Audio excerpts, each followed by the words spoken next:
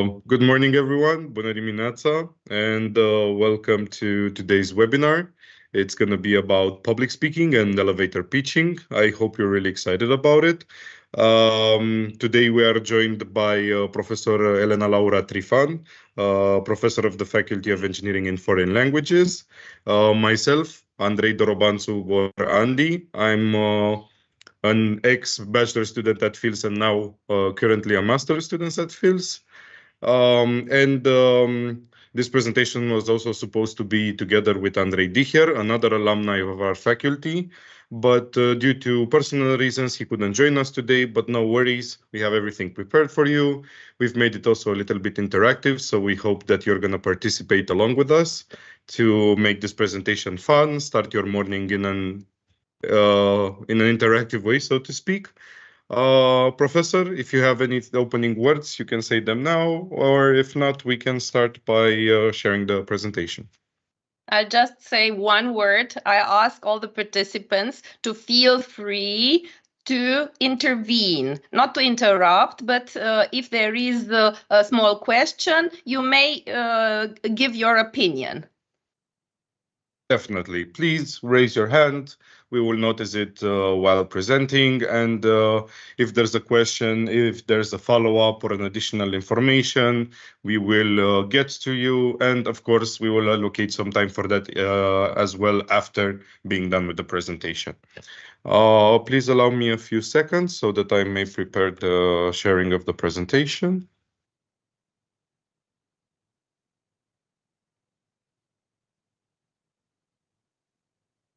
Okay, one moment. Yeah. Can maybe somebody confirm if they can see the presentation, the PowerPoint? Yes, it's okay. Great. Yeah. So as I was saying, today we're going to be talking about public speaking, but as well about elevator pitching. I already presented Professor Trifan, Andrei Diher, who unfortunately couldn't be together with us, but as you see in this very first slide, he has experience in inside the sales he's an inside sales representative, and he's a trained professor when it comes to public speaking. He also holds classes about it. And myself, I'm a master's student, so I've done a couple of presentations in my days as a student. And hopefully the experience of us three combined and knowledge will help you when it comes to presenting your application idea and pitching it to the jury. Yeah, let's proceed, shall we?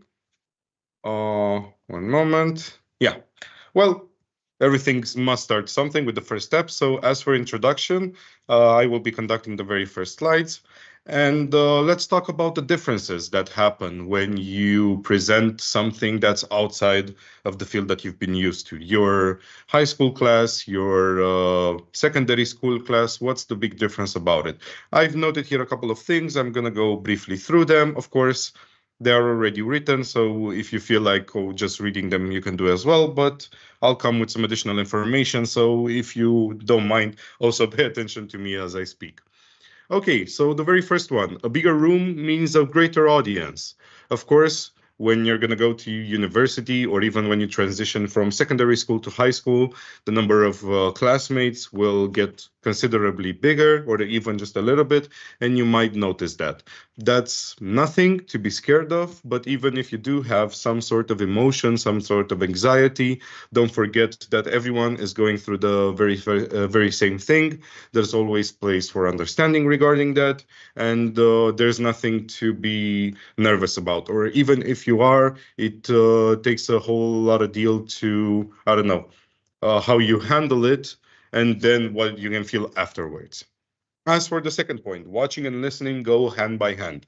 As you see right now, this might be a more colorful presentation, precisely because of the fact that due to the pandemic and even when you will go to study more depth, like post-school studies, you will see that a lot of presentations are specifically made to grasp your attention. Maybe you are not necessarily paying attention to what the professor is saying, or maybe by some mistake you forgot something and now it's very hard to keep track of the whole idea that was presented. So it's very important to have a good presentation as well, that goes hand in hand with whatever you're presenting and the main ideas, and something that's a little bit colorful, maybe a video or a picture to better explain whatever you want to, will definitely be like a secondary motive of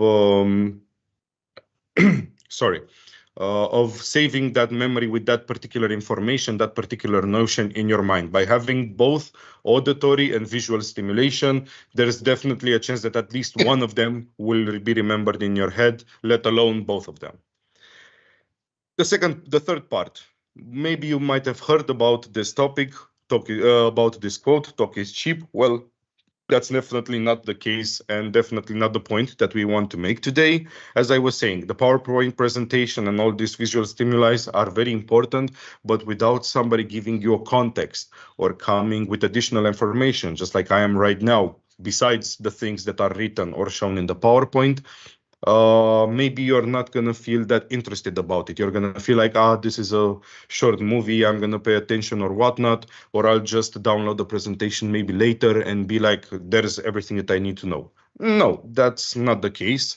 A lot of information is presented, of course, in the PowerPoint, depending on how you do it, but there are a lot of informations or examples that come along with it, precisely because of the fact that you can't write absolutely everything in the PowerPoint, because it would just look like a Word file, segmented in different slideshows, and it would be boring, let's be honest. Attitude means a lot. That's something that I firmly believe in, the fact that the way that you present yourself, the way that you show how passionate and how interested were you about a certain topic can really go a long way. And I'm definitely sure that you've experienced this as well, maybe with a professor, with a fellow student, when they were explaining something to you, even when they were telling you a story, the way that people act these information, or the way that they pronounce it, the way that they intonate it, sounding more playful, more intriguing, has definitely left an impression on you. And again, that makes the idea harder to forget. And that's the main point, to leave the audience with something after you've presented. And last but not least, leave the reading for the audience and leave the paper away. Of course, maybe you've already done your fair share of presentations and you're like, hey, I'm just going to have a piece of paper, note some stuff down, some main ideas, or maybe even the entire text, because there's a lot of information. It's very complex, it's very mathematical and whatnot, very intriguing, but you can definitely feel the voice of a person when they're reading off a paper, even if they don't have the camera shown or you just hear a voice, compared to free speech like I am doing right now. So I would definitely much rather advise you, of course, you can do whatever you want, but as a piece of advice, I would much rather leave the main ideas written on the PowerPoint and leave the audience to read it, and then you just explain everything as you want to by speaking instead of reading from a piece of paper yourself or from the PowerPoint. Yeah, here is an example that we've enjoyed adding in our presentation here at Public Speaking, both last year and 2 years ago.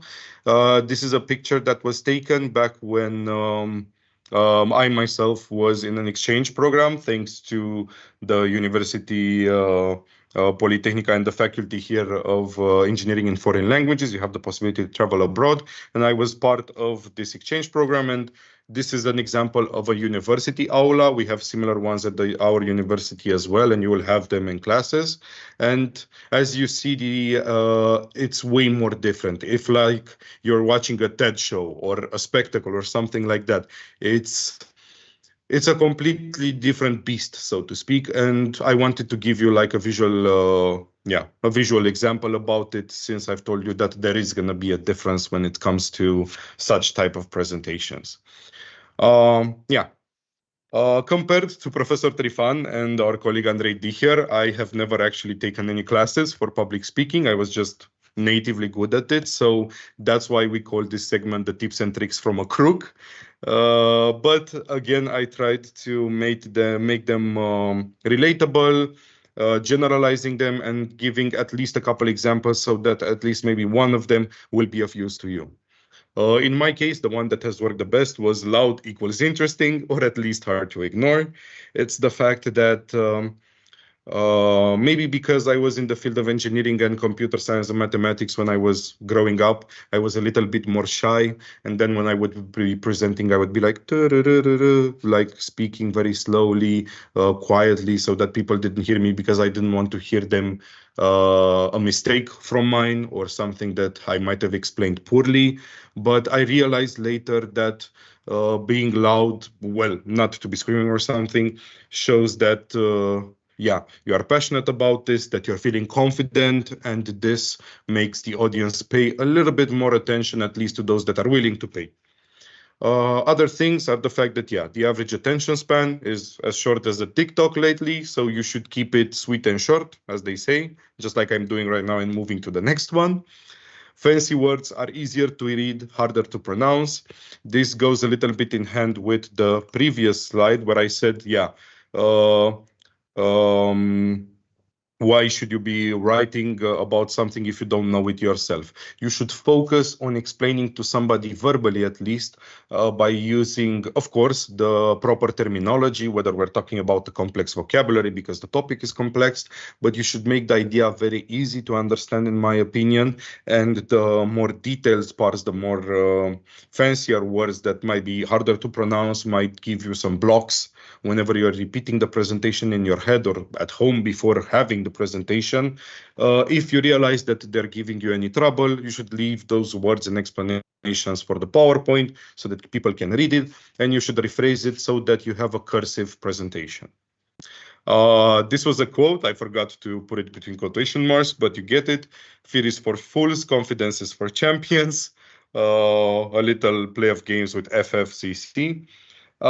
Basically, you can have emotions, you can have stage fright, you can be anxious about something, but at least while you're presenting, you should focus on the fact that this is something that you have prepared. This is something based on your knowledge, your research, your experience. So why should you feel anxious about something that you know? Because there are people watching and listening. Maybe not all of them are watching, maybe not all of them are listening, or maybe everyone is listening and watching and it's recorded like it is right now. But at least while you're there for the very few minutes that you are, you should focus on the fact that you should be confident in your own knowledge and experience. And then afterwards you can be like, "Whoo, thank God it was over. My heart was beating so fast. Thank God they didn't have like a health monitor," whatever. You get the point.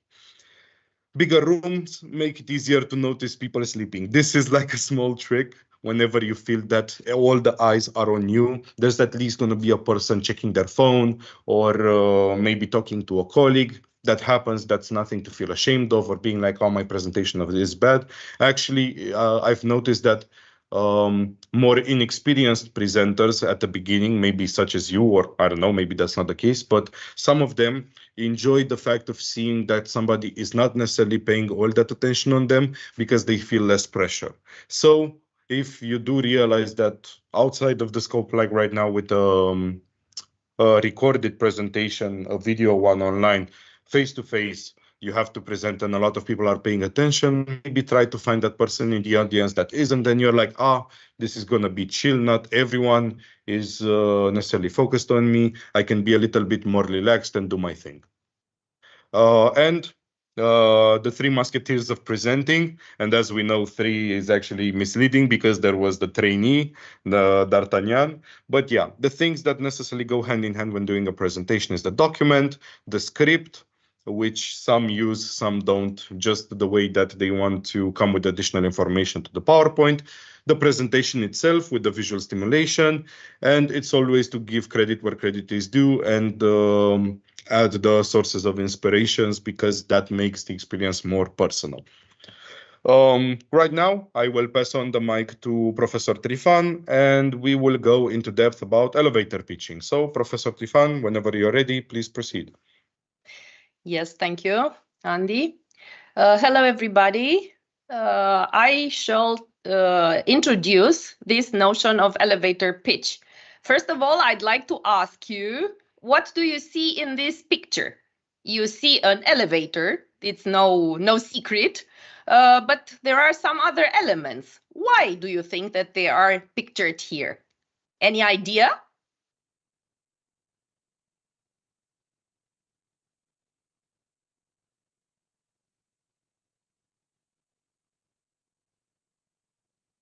Be courageous. It's just a dialogue. Well, we see some figures, some pictures. What could they show?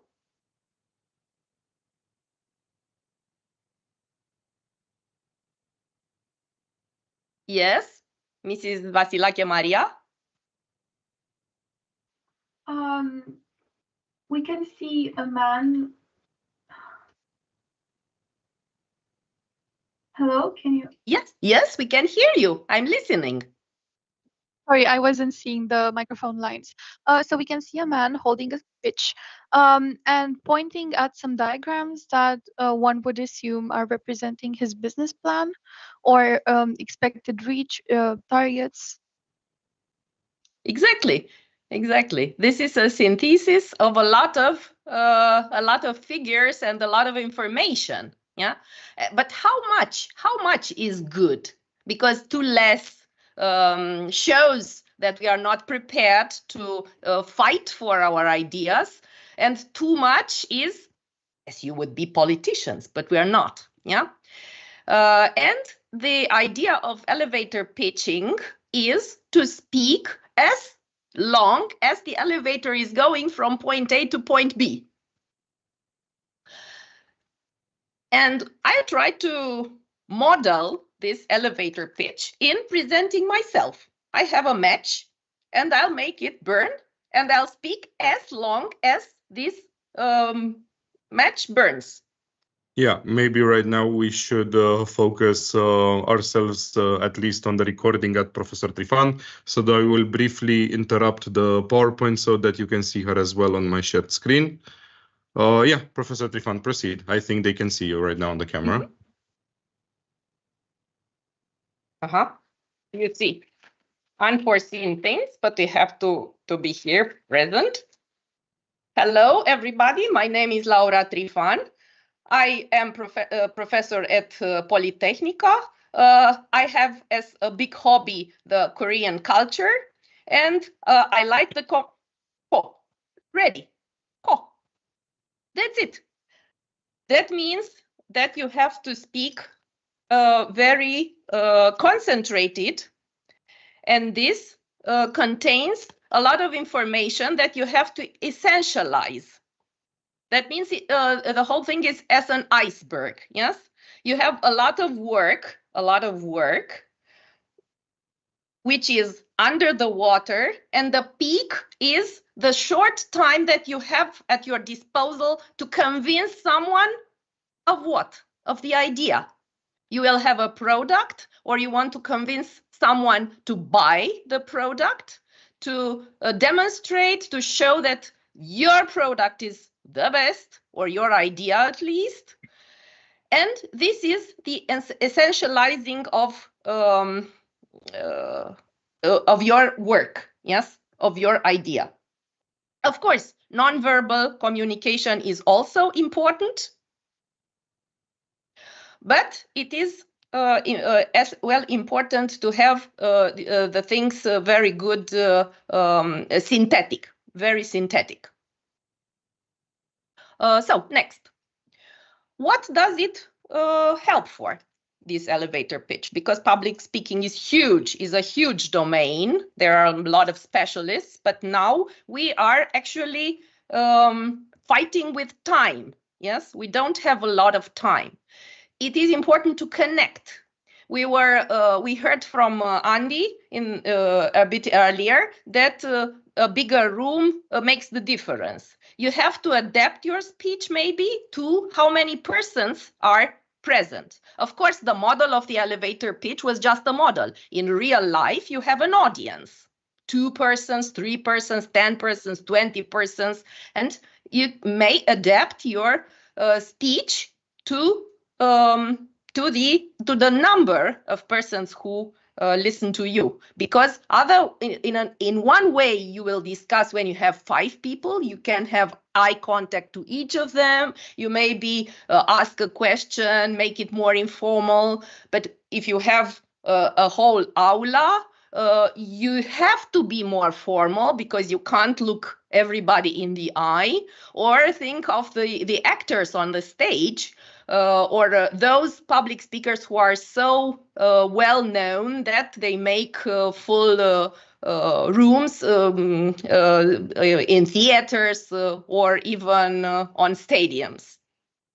But the elevator pitch is useful to raise the interest of potential investors. Yeah, and you don't have a lot of time because sometimes it is between two events. You have very little time to convince anyone on a fair, for instance, or at a conference, on a concert. You just see anybody interesting who may finance or buy a product of yours, and you try to catch the person. And if you start with blubbering something or being nervous, the person would not be interested, or would say, you know, take my card and call me later. And also the elevator pitch is good for personally ensuring that your brand will be known. Yeah, there are persons who are seeking for possible partnerships. They do also blogging, or they are on professional, try to professionalize their skills. But it is useful also in your age, maybe, to convince your grandparents or your parents to buy you a new bicycle, and you have to have the best argumentation for that. Okay, next, please. Let's see how long it takes. Like I said, 30 seconds. This is for professionals, but we are in the beginning, and that means 2-3 minutes. Yeah, you have to think of something, of a core message, that you want to have understood by all the others. And that's why you should prepare some keywords. Something that triggers the interest of the other persons. And this one could be easily adapted depending on context, if the group of listeners is bigger or smaller. And the objective is to get new opportunities. In your case, to convince the commission that your product your application is useful, and that it is the best. The next slide, please. So we have here a picture. How should we make it? So you have to have the ideas on one side and the principles on the other side. Principles are also good, because the bigger picture is to have the sustainable aspects. We are doing that to make the world a better place, to ease something for people, or to shorten the time of an action, or any way to do something very good. And the ideas are all yours, because your product would be something new, an innovation, hopefully. And the experience, this is also a thing of acting. Yeah, maybe you can rehearse in front of the mirror, or with a good friend who can also criticize you and tell you the weak points. And of course, there are some good deeds. And I'll tell you something. By filming yourself, you see, now it's the era of the age of selfies, but try to film yourself, or let someone film you, and then look at you when you speak, when you make gestures, your posture and your presence. It is very instructive.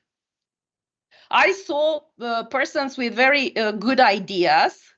Even us, we are sometimes nervous when we are in new places and so on. But trust me, it is ideal to see yourself. You see, observe a lot of minus points that you can correct for the next time. Yeah. You don't not even know what to do with your hands, or your voice is not helping you, or I don't know, something. You play with your hair because you expect an uncomfortable question and something like that. But you have to surpass everything and be present. The next one, please.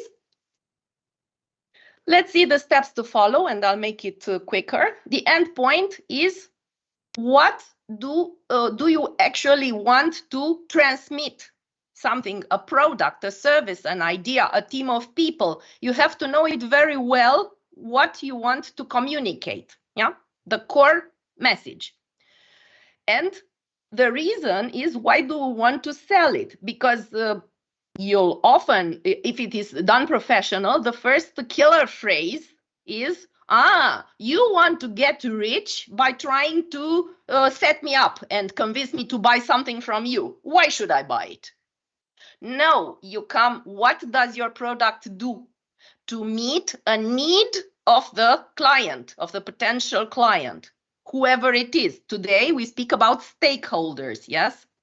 That means interested persons, who may be our parents, our friends, the school, the market, maybe, or even our hardcore entrepreneurship contest. Yeah.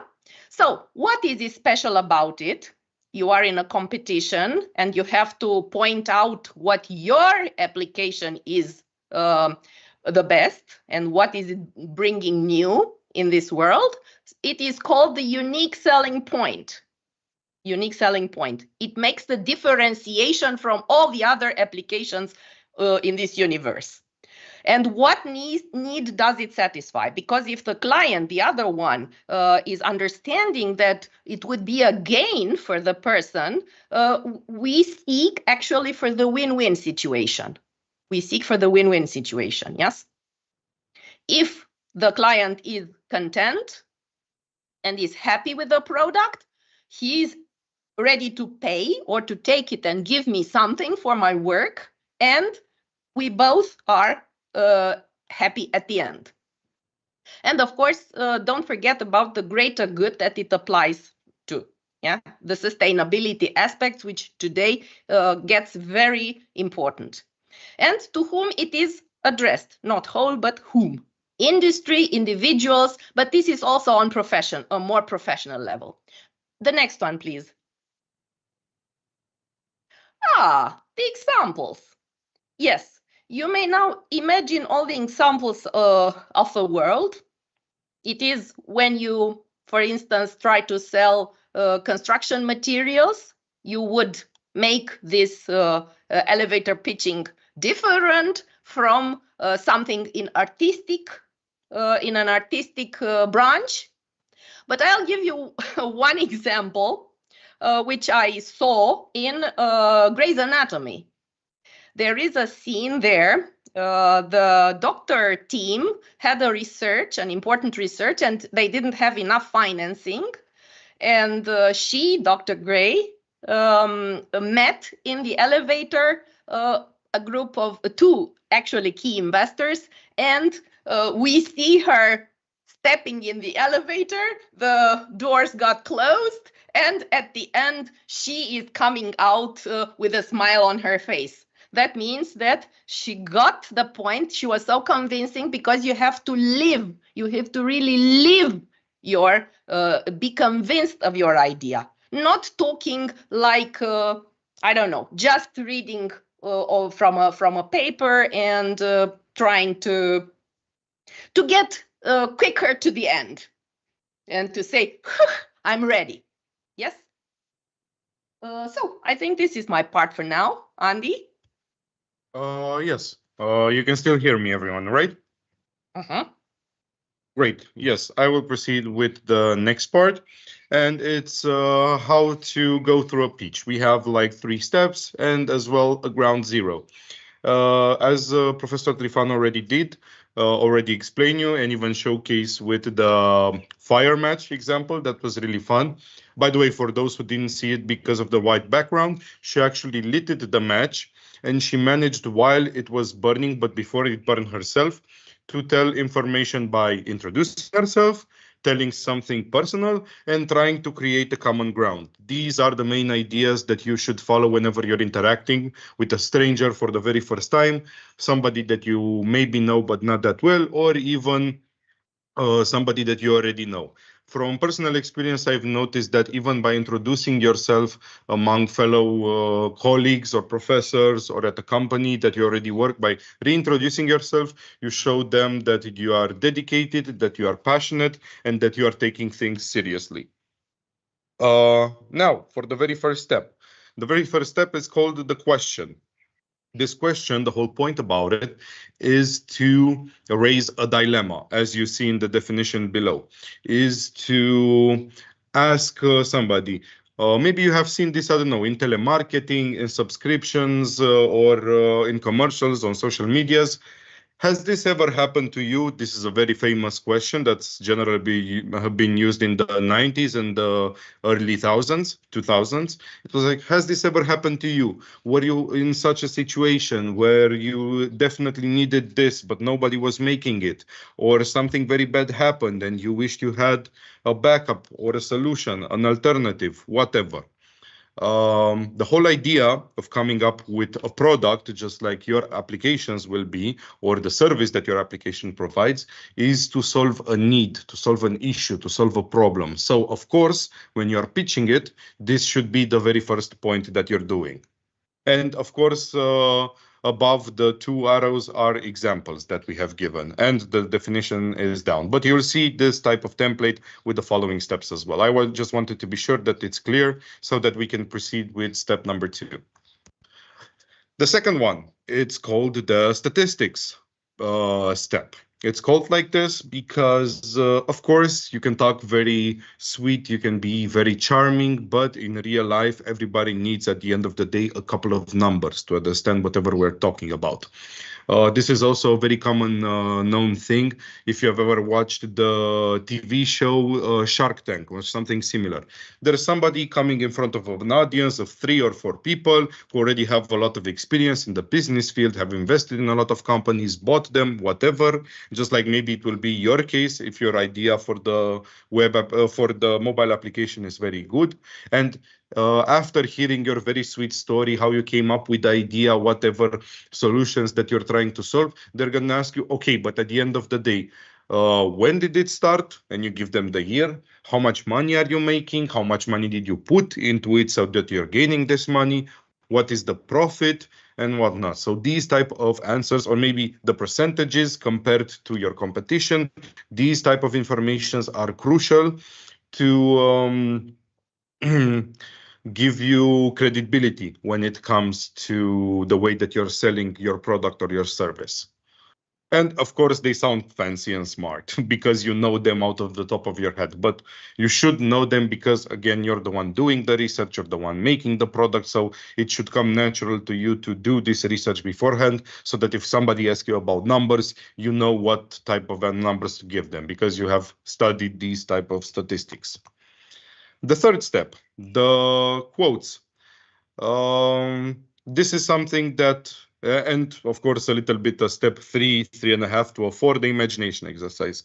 Quotes are very good to be used in such instances when you have more time to yourself to do the pitching because you can make reference to a very smart person from the past, just like in this case with Marcio Barrios. And showcase the fact that not only do you have a very good idea, but you're also a very knowledgeable person. And the fact that even the quote that you have picked either refers to your way of thinking, your vision on life, the vision that you had for the product or the purpose of the product, you know? That's why I said that you should give credit where credit is due. And maybe if you have heard the quote and you are like, this quote really stuck into my mind, or I was particularly thinking about it when I came up with the idea, I definitely see a correlation in my mind between it, then I should mention it and make others see and understand my vision better. As for this 3.5, 4 step with the imagination exercise, after you've presented the issue, after you've presented your product or your service, the solution to the issue, giving the statistics and the quotes, you should then put the person that you're talking to into the shoes of a possible customer. And you say something like, imagine that you are in this type of scenario, and you make it very specific, but at the same time, after explaining whatever you're doing and whatever you're aiming to solve, it's not so specific anymore, because now they're only thinking about your product and your idea. So they are already hooked. So now you need to come for fishing them in, so to speak, metaphor, and give them this type of imagination exercise. Imagine that tomorrow you're having this issue and nothing can solve it before then, and you need to find a solution today to apply it tomorrow. What do you do? And then, of course, they're going to be like, well, you've talked to me so many minutes out of my time about this product. I'm assuming that I'm going to use your product. And subliminally, you will be suggesting that you have already created a need, not only for the general audience, but even for the person that you are pitching your idea to, the investors. The content of the pitch, yeah, you should talk about its efficiency. Why is it better than stuff that's already been made? Of course, you should, if possible, talk about decreasing the costs. Maybe you're doing it cheaper than other people are doing. Maybe you're doing it better, hence the efficiency. So you have already 2 points to play along with. If it's maybe a little bit costlier, but it's more performant, more efficient. Safety-wise, a lot of people are very interested nowadays about the safety, whether we're talking about this distancing, about medical care, stuff like that. Even using a product, you're like, can I use it in my house? Can I bring it in? Is it something dangerous if I have a child or a dog or siblings? And the flexibility, if the case is that this type of products provides you with more than only one application. So there are a lot of options to focus on depending on what type of product that you have. And the ways to end the pitch is either by highlighting these type of contents that we have already talked about. Either ending on a question is also an option. Like, are you ready to invest into us? Are you ready to be part of the team? Are you ready to share the vision with us and take a step into the future? Make them feel with this type of questions that they are part of the movement that you are trying to start or have already started. And last but not least, the unexpected combination, where, yeah, you're talking about choosing wisely, and however the world might be changing, you can find some type of comfort in this product that is future-proof, so to speak. Like, it's something new, it's something creative, innovative, it's not something from the past. Now, again, I would like to pass the microphone again to Professor Trifan, so we may conclude this part of the webinar, at least the presentation, but more will follow. So yes, Professor, whenever you're ready. Thank you, Andy. So, summarizing, this is also a method to refresh, the memory of the audience you are talking to. Yes, in the end of a presentation, it's good to make a summary. We have here talking about our method, the elevator pitching, the attention, to catch the attention. What are you offering? Yes, but in a nice way, in the nicest way, to catch interest, to get interest about this unique selling feature. How and why is it different? I set this differentiation criteria. Then to arise the desire for the product. Yes, our customer or our partner, discussion partner, is actually a person with desires, and we want to make him or the person to a client in order to buy our product and also have an advantage. This profits, the profits for the client.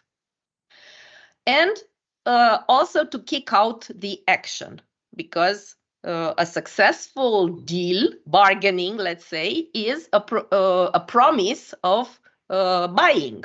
And that means you have to determine this person or these persons either to invest or to tell you what the next steps are. Yeah, for instance, demand the offer now. would be in the pure selling branch. But when we have to convince someone, you just have to convince the person to name you the next steps in order to finalize the discussion in a positive way, having something in your hand. Yes? Okay, we meet next time to sign the contract, or I don't know, we want to buy your product, or we liked it very much, your presentation and your product, your application, something like that. And be very confident with your voice.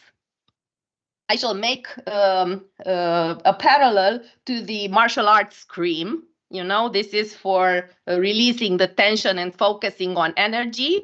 And being too shy is not necessarily convincing. Repeat at home to have a confident voice. And be true. Yeah. Next slide, please. Just the summarizing of the summarizing. In the opening, you start with a key question with some figures, statistics, in order to see that you are a reliable partner, not one who is just talking around. Then saying something about what could be the benefits of the product, and showing figures and showing maybe the model. Some quotes, that means also a way of catching these interests of your partner, of discussion. And in closing, point out the key features of the product, and then ask a question. This question about "Are you ready to?" because this implies the dialogue. It's not only the communication on one way from us to the audience, but also we get the feedback from that. And this unexpected combination that was mentioned, the unexpected combination that maybe triggers the wish for acquiring the product. And the advice of the day, very briefly, people invest in solution, not necessarily in products. We talk about products because we offer products, but the big professional salespeople talk about solutions, because it is always together with some services and a very overall sustainable goal. I think this is it. I don't know. Next one. Well, we thank you for your attention. Yes. Now it would come the questions part, and Andy, I let you to take over. So as we were telling you, this was only like the first part of this webinar. We have tried to taught you things, and since they are still fresh in your mind while you are paying attention and whatnot, we consider that maybe it would be an interesting exercise to give you a few minutes so that you can prepare like a demo of some sort of speech, or maybe if you have already decided on the idea for your application, you can already test a version of a pitch with us while me and Professor Trifan are here, so that we can give you punctual feedback on what you did right, what you can improve upon. Of course, we want to see if you are interested in this. It's early in the morning and maybe you are a little bit more anxious, but take Maria's example and profit of the fact that we're here to give you advice. So yeah, I think we can start like a timer for about 15 minutes. And after that, we can see whether you are in fact interested or not in presenting your version of the pitch. And in the meantime, of course, you can ask questions, ask us to go back to a certain slide if it helps you. So yeah, I will briefly stop my sharing while I prepare a countdown. And in the meantime, you can already start working on the pitch. Okay? Let's ask informally if they're what their opinions are. What do you think? Would you like to take part in this type of exercise, this demo of your pitch? You can raise your hand or say yes, whatever fits you. And of course, you can improve it with the time. It's not that if you do it now, it is forever. It's trial version. Okay, we have here Maria, very active. Would you like to say something, or that you're in? I would like to ask a question. Please. If me and my team still haven't decided on what kind of application and what kind of problem we want to solve, what should my pitch be about? I mean, in this case, you can just pick something that you're passionate about, or something that already exists and you've been using it, whether we're talking about a game, an application, whatever, and you can just test your skills of public speaking, so to speak. If you know something really good and you feel like, I can talk about this, I can make people be interested about it the same way that I am, maybe even a TV show, you can try following the same guidelines that we have provided you and just do it so that we can give you pointers on the way that you present it. Because right now, this is about the way that you're presenting, not about how good the idea is. This will be judged later by when you have to submit everything. So yeah, of course, you can present something other than the idea of the application. What do you think? I think it's a great exercise, but maybe there are other teams active that want to present their ideas. So if that's the case, I wouldn't like to take the spotlight. And yeah. That's understandable. As I was saying, there is also not only about stealing the spotlight, but maybe even about feeling a little anxious. There's nothing to worry about. Of course, it's a Sunday. It's pretty morning, noon, so maybe not everybody wants to be all that active. So what we will do, we will be sure that this presentation gets to you via our communication channels, either on Discord or maybe we'll post it on the website, I don't know, or even send it to you by email, regardless. And you can see the content of the presentation again, revisit it, as we were saying about additional information, the recording on YouTube. And then on behalf of me and Professor Trifan, and of course, the organizers at Hardcore Entrepreneur, the competition, we would like to thank you all for participating today, and if you're watching at home, for watching, and we wish you then the best of luck at the competition.